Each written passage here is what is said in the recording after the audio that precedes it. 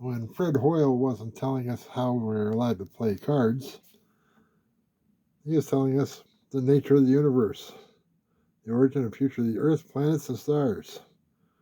The Mentor book, 35 cents, the M number 125, so this is an old one.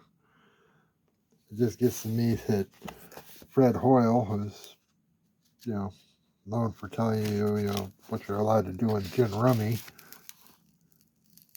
in 1955, wrote The Nature of the Universe.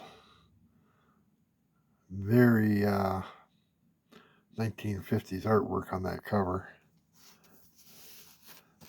A very tight book. I don't think this was read. The spine is extremely tight.